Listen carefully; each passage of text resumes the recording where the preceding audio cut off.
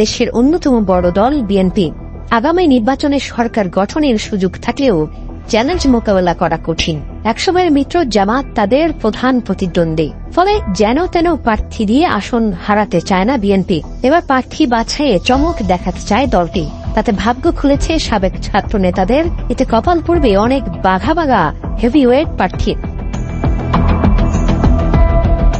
দলটির শীর্ষ নেতারা বলছেন, অভিজ্ঞ নেতাদের উপর ভরসা রয়, তরুণ শিক্ষিত ও পেশাজীবীদের নিয়ে নতুনভাবে প্রার্থী বাছাই করছে বিএনপি। তাই নির্বাচনের লড়াইয়ে প্রার্থী নির্বাচনের মাধ্যমে চমক দেখাতে চায়। একাধিক মাঠ জরিপের পর দলের নীতি নির্ধারণী নেতাদের মতামত ও তৃণমূলের জনপ্রিয় বিবেচনায় 200 প্রার্থী ইতিবাচক বার্তা পেয়েছেন।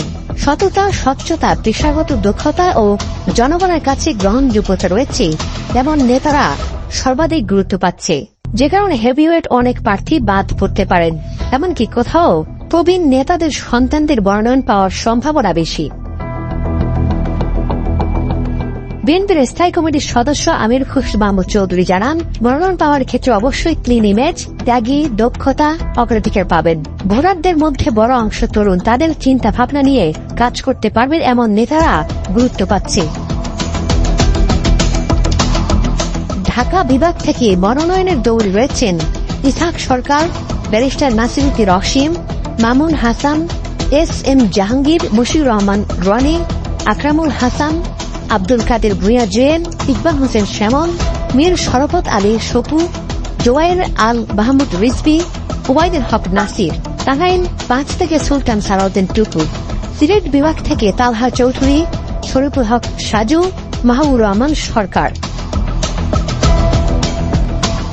চট্টগ্রাম বিভাগ থেকে রফিক উদ্দিন ফয়সাল, বজলুল করিম চৌধুরী আবেদ, রফিকুল আলম মঞ্জু, শহীদুদ্দিন চৌধুরী এনি। বরিশাল বিভাগের রাজীব আহসান, সাইফুল মাহমুদ জুয়েল, নুরুল ইসলাম নয়ন, A.R. মামুন খান, হাসান আল মামুন এবং মাহবুর হক নান্নু।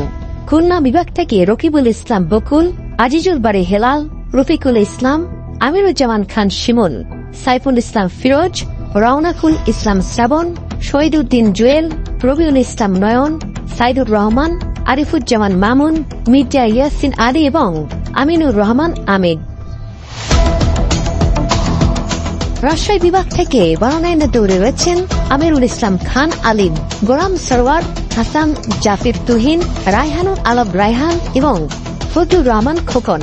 ময়মনসিংহ বিভাগ থেকে মোহাম্মদ এরশাদ খান, শহীদুল্লাহ ইমরান, করিম সরকার এবং আখতারুজ্জামান বাচ্চু।